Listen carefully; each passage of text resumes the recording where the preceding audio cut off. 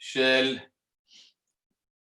אליהו בן מרים, רוח אדוני תניחנו בגן עדן, ובכל בני ישראל שומרים לחסידיכות וכן יהי רצון, ונאמר אמן. רבותיי, it's always exciting to start again the new cycle of the parasha, Bereshit, Noah, etc. And when one thinks that he got them all, he understood already, they knows the story, I'm telling you, I'm discovering all the time new pshatim, new beautiful insights in the Torah, and today will be no exception. I will share with you a beautiful insight on Parashat Noah. You know, to introduce this class, I always have the question, and I'm sure we all have the question, how would we serve God if we're living in the 16th century, or in the 10th century? From one side, it's much easier today to serve God, to keep the Torah, because of the easiness that we have. You know, kosher is easy. To do work from far, it's easier, so you could keep Shabbat easier. It's not as exhausting as it used to be doing agriculture or farming. There's so many points that one thing that says it's much easier today to serve Hashem, to keep the Torah, than it used to be before. But at the same time, there are things that today's world has. The immoral level is so great that sometimes you would think, you know, in a more naive time of history, in a more clean time of history, maybe it would have been easier. I don't know. It will always remain a mystery. We don't know. But the Chachamim made such a comment when it came to Noah. I would like to share with you first the Gemara in Masechet Sanhedrin, page 108, Kufchet Amud Aleph. This is a famous Ma'amar Chazal that Rashi brings, but I would like to dissect it and to learn it in depth with you. The Pasuk tells us, Ele Toledot Noach. Noach, who was this person? Noach ish tzaddik tamim haya bedorotav. He was a tzaddik. He was a complete in his avodat Hashem. But there's a key word here that the Chachamim are focusing on called bedorotav. Bedorotav, of course, means during his generation. I just asked before, is it easier to serve Hashem in the 21st century or to serve Hashem in the 16th century? We don't know, but the Chacham had the question when it came to Noach. Noach always, of course, was living in a time that people were immoral, both sexual immorality and financial immorality also. There were thieves. They didn't have any principles, any social norms that made any sense. And Noach was a tzaddik. And now you have the question also, if you're a tzaddik in a corrupt society, does it mean that it would be a bigger tzaddik in a normal society, in a society of better people? Or do you say, well, he was a tzaddik in the corrupt society, meaning compared to his peers, he was a great tzaddik. But if you compare him to tzaddikim like Abraham, Yitzchak, and Yaakov, he wouldn't be coming close to their level of tzidkut. I'll open a parenthesis, by the way. There's something very interesting when people go from Chutz La'aretz to Israel. One would expect that you go from outside of Israel into Israel, and you go into Israel and you become even more observant, and Torah is much more accessible. The Kiddusha is palpable. You go to Yerushalayim, you could feel it. But unfortunately, many times you see people that go to Israel, and I know because they talk to me, and they tell me, I have more difficulty observing Torah and mitzvot in Israel than I did in Miami, for example. And it's mind-boggling. How is that possible? You are going to the land of Israel in Yerushalayim. You live in a quarter that everybody is Shomer Shabbat, everybody is Shomer Mitzvot, and you go down instead of going up. It's unbelievable. But you know what? Without taking too much time, because that's not our topic today, but many times when you see the enemy, like you live in Miami or any other place, indeed, and you know what the enemy is, you know what angle the Yetzer Hara is going to take in your life. So then if you know your enemy, you know how to win the war. And even if it's a constant war, at least it's clear what you have to deal with. You go to Israel, and everybody is your brother and your sister. and everything is a place of Kiddusha, and everything is so easy that you lose your guard, you let down your guard, and at this point, when this happens, that's when the Yitzhak is stronger, could attack you. This is something that happens time after time. There's so many people who tell me their experiences, and it's unbelievable. It could be, I'm just suggesting that Noah, living in such a corrupt society, such a corrupt environment, that it was clear to him that this was not the way to be. And therefore he was a tzaddik due to the fact that this was so clear to him that it was not the right way to do, that he was working against that strong social corrupt system that was around him. But at the end, he found the tools to go against it because it's so clear that he fought against something that was clear. At the time that Abraham is the tzaddik and things are much more calm, then maybe he didn't have such a clear view of corrupt society, and then he wouldn't be such a tzaddik. Or just maybe because Abraham was such a tzaddik, that Noah would pay in shame compared to Abraham. However you want to look at it, the key word here is bedorotav. Bedorotav means in his generation. So I already told you the Gemara, but I'm going to quote it in the words. The Gemara tells us that Resh Lakish said, Dorshim oto lishvach. This is for Shevach, this is a praise for Noah.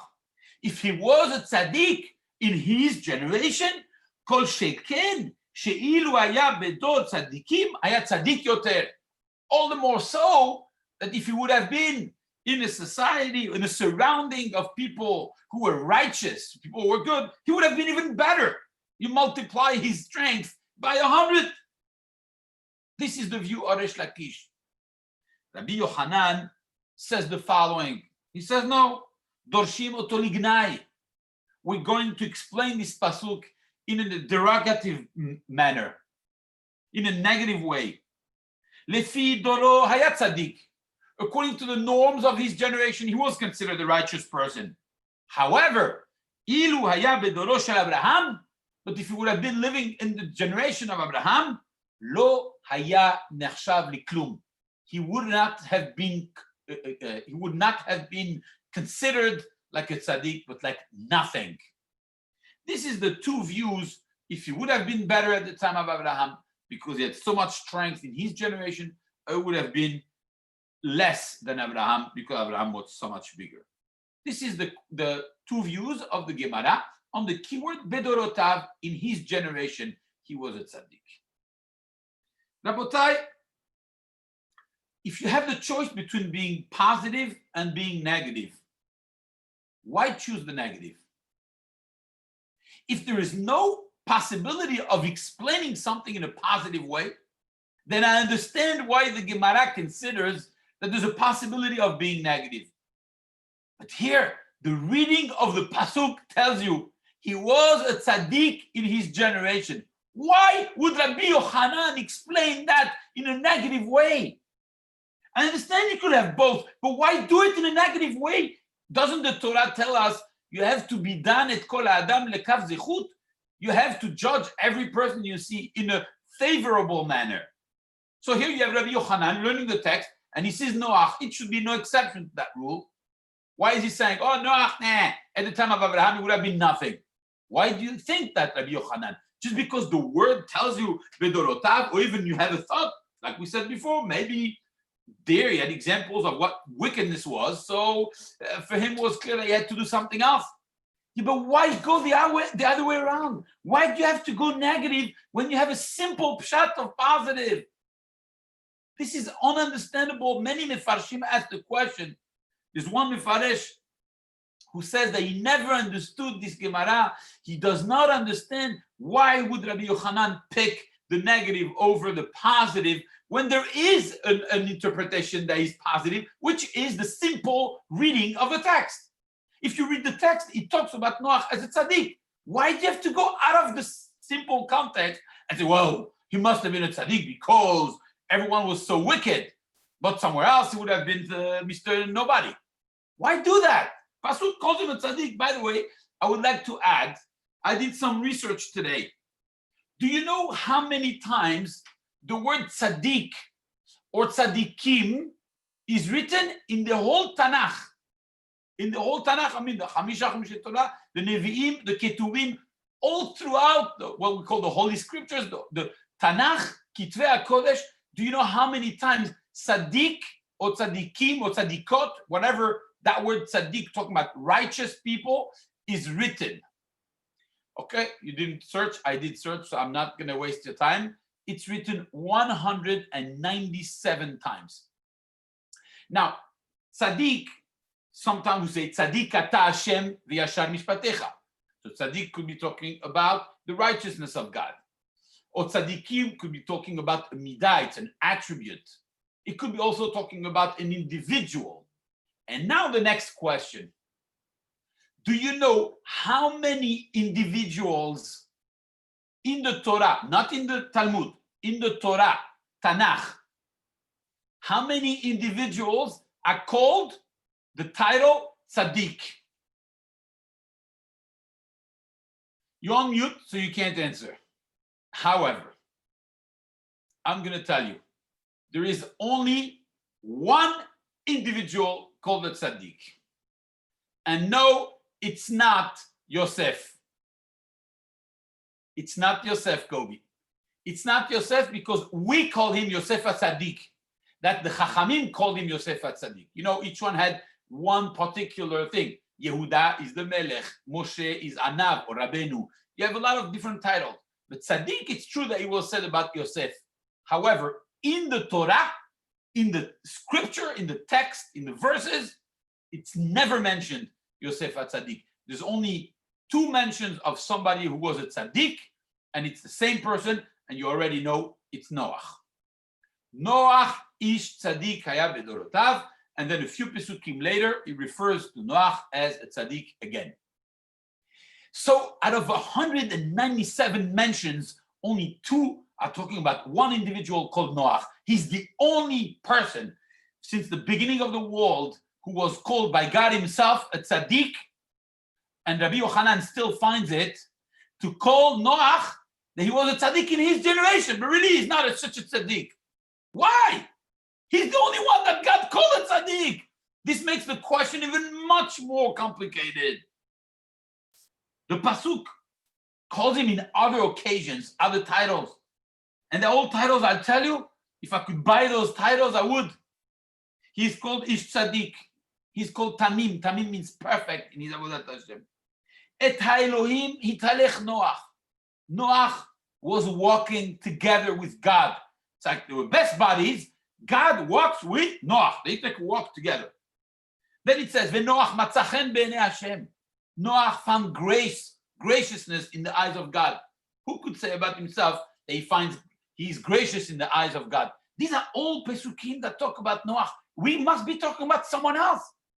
If you had Rabbi Yochanan in front of you, why would you say something negative about Noach? Look at all the other things they said about Noach. He must have been great, this guy. That's a pretty good CV. Rabotai, sometimes you have questions that are so strong that you must say that we did not understand what Rabbi Yochanan said. And I would like to share with you today such an insight.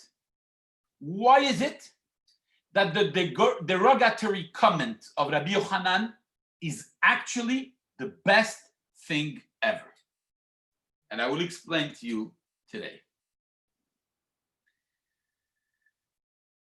Great people, strong people, leaders could be influential, no question about it. But small people, weak people, poor people have much more difficulty to be influential and to change the world and to do something, to make an impact. That's just the way it is. For example, President Trump, he was able to negotiate, with a lot of help, of course, but the peace treaty with Bahrain and the Emirates. I couldn't do that. You couldn't do that.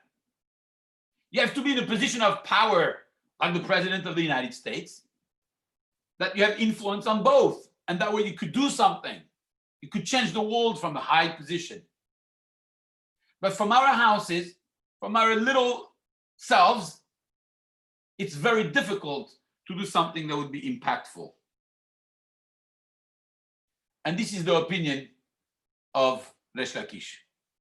Resh Lakish is telling you, Noah saved the world. If Noah was not the tzaddik of his time, that was the end of the world. We wouldn't be here to discuss it. So Noah is a hero who saved the entire world. He must have been such a tzaddik that even in the times of Abraham, Kal vachomer, they would have been a tzaddik. Resh Lakish tells us that he was such a tzaddik, was such an influential person, he was such a high level that at the time of Abraham, 100% he would have been influential and strong. Look, he saved the world when he was in decay. Of course, he would have helped the world when he was good. It's a kal vachomer, it's a logical argument. When Rabbi Yochanan comes and says he was tzaddik in his time, you know what he's saying? He's saying the following, I believe. He's saying you don't have to be such an influential person, such a big tzaddik, such a high-level person to save the world. Even Noah, who would have been not such a tzaddik at the time of Abraham, saved the world. Because there's an excuse that comes to the mind of people. I can't do something for the community. I cannot do good to others. I'm a little guy. I'm Mr. Nobody. Comes Rabbi Yochanan and he tells you, Lignai, I'm going to tell you something that may not sound positive, but is actually the most positive thing. Is that although Noah was not such a big tzaddik, yet he was able to save the entire world. So you, my friend, don't come home and say, oh, I'm Mr. Nobody. Who am I to make decisions, to help communities, to help people, to change myself, to change the world? I'm Mr. Nobody. Comes Rabbi Yochanan and he says, Noah also was nobody. Noah was not such a big guy. Don't think he was such a big hero. He was Mr. No One. He was just okay. He was an okay guy. He had these challenges because everybody was corrupt around him. At the end of the day, you compare him to Abraham, and he was not such a big guy. But guess what? The second half of his cheshbon is what? And with all of that, he changed the world. He rebuilt the world. I think Rabbi Yochanan is more positive than Resh Lakish, because according to Resh Lakish, you need to be a hero to save the world. According to Rabbi Yochanan, you don't. You could be a simple human being and save the world. So when he comes and he says Noah was not such a big guy, it's the biggest shevach and the biggest responsibility that comes to us, the biggest encouragement that comes to us. That although we're not close to being Abraham Avinu or to being Mr. Influential, we could still do something for the world. Now that is incredibly powerful. And not only powerful and negative, but powerful and positive. Because now we understand that when Rabbi Yochanan said that Noah would not have been a tzaddik at the time of Abraham, he was not coming in a negative way. He was coming in a positive way, that although it's just the fact that he was a tzaddik in his generation, but that was enough to save the world, which means we all have that possibility of saving the world. Now think about the following. We know two things about Noah, only two things. We know the story of the flood, and we know the story after the flood, when he gets out of the teva, that he plants a seed, he grows the vine, and he drinks the wine, and then he gets drunk, and the story with his sons, and that's it. The person lived 1,000 years, and we know only two stories, when he was 600 years old, and when he was a little bit after, and that's it. We know nothing about him. Why is the Torah telling us these two episodes? I think now we may understand, according to Rabbi Yochanan, the Torah continues telling you, you know what? Noah was not such a big tzaddik. Noah was a person who liked drinking, who got drunk, who made himself derision in front of his children. but he's still the guy who we will owe the world to. And why is the Torah telling us these stories? You know why? Because we can identify much more with a Noah who is a regular guy than with a Noah who is a very, very big tzaddik. Because when I read the story about Noah, the big tzaddik, according to the Rabbi Yochanan, I would say, you know what? The simple reading, I would say, well, of course, he was a great tzaddik, so he had certain powers that I don't have. Now, his story and my story have nothing in common. I'm a simple guy. I have nothing to do with that. But when I read a story that this person got drunk, no, I don't get drunk. I don't like drinking. But this person got drunk, and this person was not such a big tzaddik, but with all of that, he was very influential in the world. Like, oh, wow. Maybe his story could influence my story. Maybe I could learn something from him. Maybe when I see that, I could consider trying my best to be influential also. Because it's not something that it's not reachable. It's within reach. And that every time now you're going to see someone in a Gemara, in a Pirush, on a hero, saying something negative, I welcome those comments for the simple reason that if he did it, being that he was not the biggest, so then I could do it also. And now I understand why the Torah tells me the story. Because just to tell me the story, the Torah doesn't tell me all the stories. If in 600, 700, 800 years, you only tell me 2 stories, that means that those stories were handpicked by the Torah for me to learn something from that. So when Noah is not considered such a big tzaddik, I'm like, okay, now we're talking the same language. Now I could listen to what he has to say. How did he become a hero? Although he was a simple guy. And even after the flood, he got drunk, he was still a regular guy, a person we call Isha Adama, a person of the land. But this guy did it. He was able to transform the world from being a simple human being. And that's incredible. And you know what? We are surrounded by these people because nobody is born a hero. Sometimes somebody has a platform that is born into a very important family and he could start high. That's true. But nobody is born a hero. When you make a change in others, when you make a change in the community, it's because one day you decided to be a Noah. And if the excuse comes to the mind and says, well, Noah was a big tzaddik, I'm not, comes the second interpretation and tells you, you know what? Noah was not such a big tzaddik, but he did it. You too could do it. I think this is a revolution. It was all positive. It was even more positive than the one who said that he was a tzaddik. It was so positive for us to feel concerned. You know, when you hear people, I just throw one example like this. No, Victor, I'm not going to talk about you. But we spoke before. He said, don't talk about me. So I said, I'm not going to mention him. I do mention you. I'm not going to mention you. But there are people that are just incredible. Take, for example, Victor's brother-in-law, right? AJ Gindi. So you think about this. It's just a quick thought. You know, he's not a doctor. He's not in the scientific field, but yet he gives his life to try to save so many people, even during this time. You know, a kidney, you know, thing. This is incredible. Now you see, a person is a simple guy. He's a regular guy. He was a regular Noah. He was not somebody. He's not somebody more than somebody else. Everyone is capable of doing it. But when you see these texts, you understand this. It's, oh my God. So when they said Noah was a regular guy at the time of Abraham, maybe he wouldn't have been. You say, wow. So regular people could also do a lot. No more excuse of, oh, I'm just a regular guy. Well, regular people build the world. That's how you build the world, with regular people. So the more you tell me Noah was a regular guy, the more I'm like, great. So now I could learn something from him. Because if he was such a special person, I'm not a special guy. I have nothing to learn from him. If you tell me about the Ari HaKadosh, he was born an angel.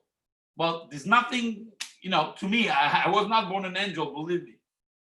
But if you tell me about the regular guy who got drunk and people were making fun of him and he saved the world, I'm like, wow.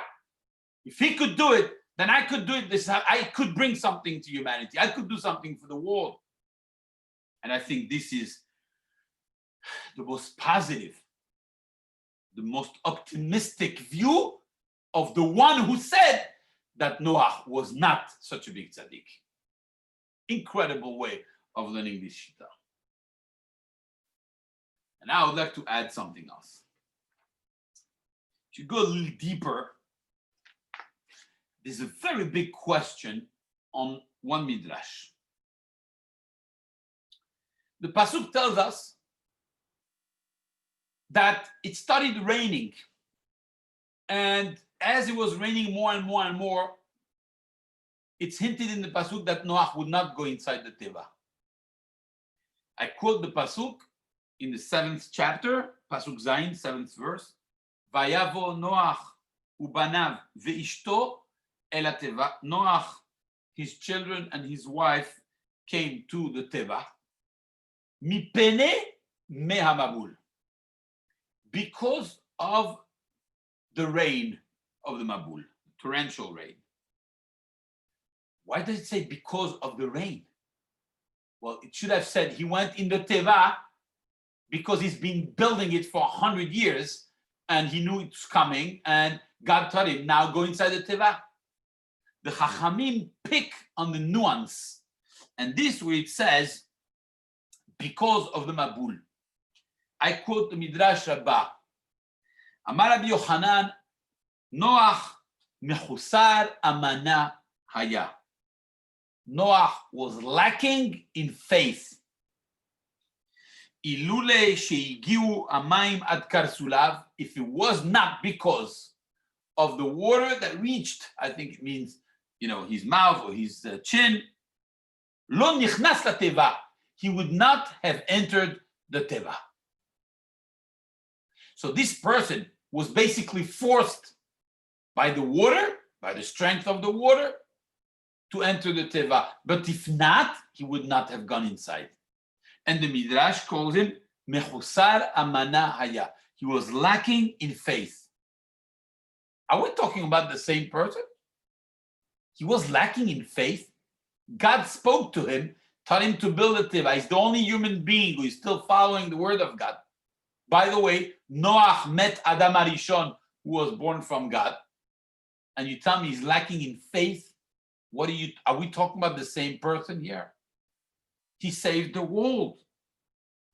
Rashi adds even more. You know what Rashi says? 3 words. Ma'amin ve'eno ma'amin. I would translate that first literally. Ma'amin, he believed and he did not believe. I would say he was, wishy-washy. He wasn't sure if he believed that the mabul was coming, if he believed mechusar amana was lacking in faith. It's impossible to read this and translate literally and say we're talking about the same person. It doesn't make any sense. So I would like to share with you maybe a new interpretation about that. It does not say that he was lacking in faith in God. It says he was lacking in faith. Whose faith?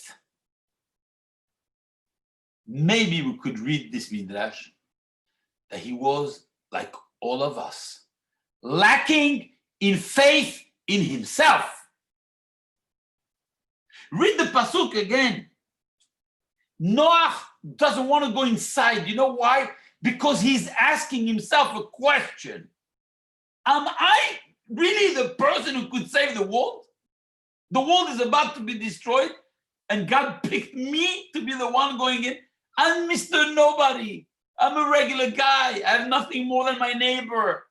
Fine, I tried to be a better person. That's it.